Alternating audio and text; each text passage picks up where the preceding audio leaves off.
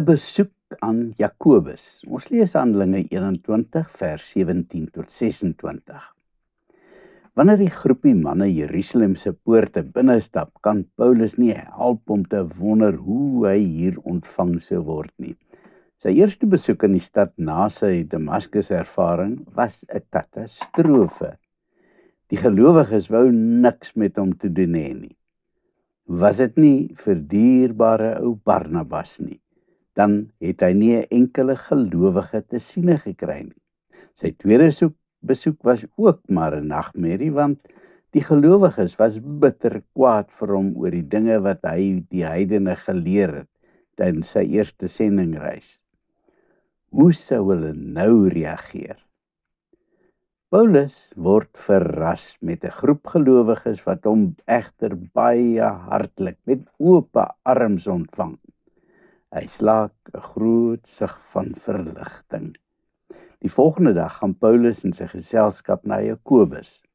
Hy is een van Jesus se broers en Paulus het hom saam met Petrus en Johannes al in een van sy briewe beskryf as een van die 3 pilare van die Jerusalem gemeente. Jakobus, wat eers op 'n tyd vir Jesus verwerp het en hom gesien het as 'n skande vir sy familie, is nou een van die sterk kerkleiers. Al die ouderlinge is bymekaar in Jakobus se huis waar hulle in groot afwagting sit om Paulus hulle te sien en eerstens te hoor van al die dinge wat daar in die heidenwêreld aan die gang is. In groot detail moet Paulus vertel van die wonderlike 3 jaar in Efese en die groot seën wat daar op hulle werk was. Maar ook die hartseer en frustrasie wat hulle beleef het met die gemeente in Korinte. Dit het hom gekos brief na brief skryf om hulle op die regte spoor te bring. Hy moes boonop 'n paar besoeke aan hulle bring om dinge daar reg te stel, maar dit het tog uiteindelik vrug afgewerp. En daai gemeente staan nou sterk. Hy vertel van hulle ondervindinge in Filippi, Troas, Thessalonika en hoe wonderlik die kerk besig is om uit sy nate te bars. Maar alles is nie net maanskyn en rose nie. Daar was ook frustrerende tye in die groot kultuurstad Athene waar Paulus nie kon hond haar afmaak nie. Almal luister met groot belangstelling na Paulus as hy die goeie nuus meedeel dat die kerk lewendig is en 'n bloei tydperk beleef. Aan God al die eer.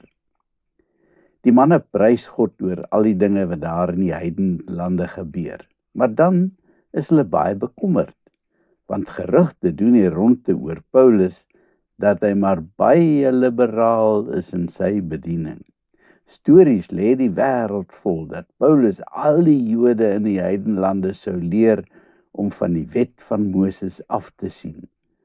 Hulle het nie meer nodig gehad om hulle kinders te laat besny nie en hulle moes afstand doen van al die ou Joodse gebruike. Paulus is verstom. Hierdie is 'n totale verdraaiing van die ware feite.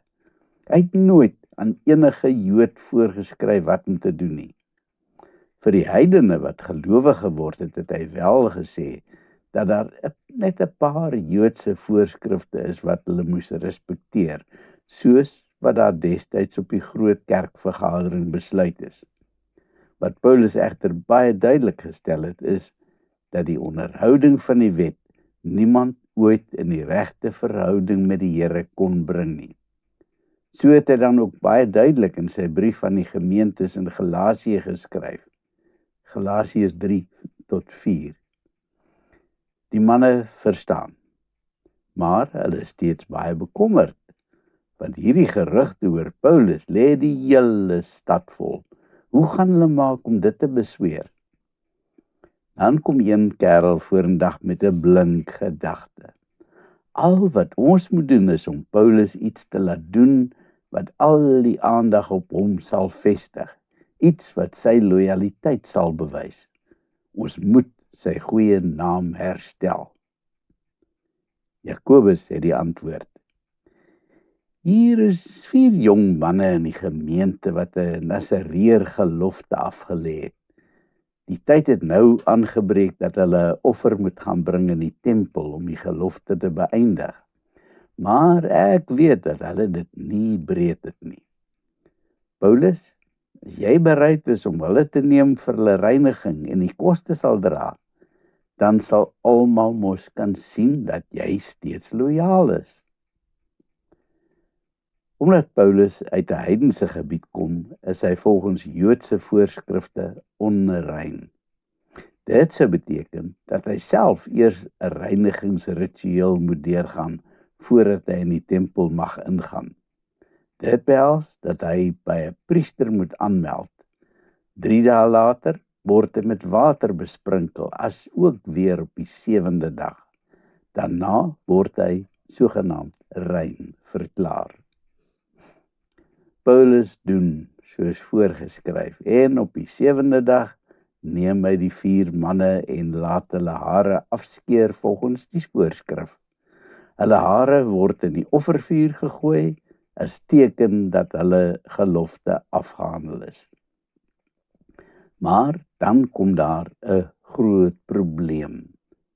Maar hieroor praat ons volgende keer. Vertel my, hoe ver moet jy gaan om die vrede te bewaar? Paulus was bereid om alles in die stryd te werp. Daar word soms van ons as gelowiges ook gevra om dinge teen ons grein in te doen, ter wille van die evangelie. Ons moet onsself dan afvra, wat is belangriker? Dit waarmee ek gemaklik is, of die evangelie? Dit kan soms lei tot baie ongemaklike situasies, maar dan moet ons maar oë toeknyp en doen wat reg is. Kom ons bid. Here, gee my asseblief hoop, wysheid en wilskrag wanneer die moeilike situasies vir my opduik. Help my om reg op te tree, al is dit soms vir my baie ongemaklik. Amen.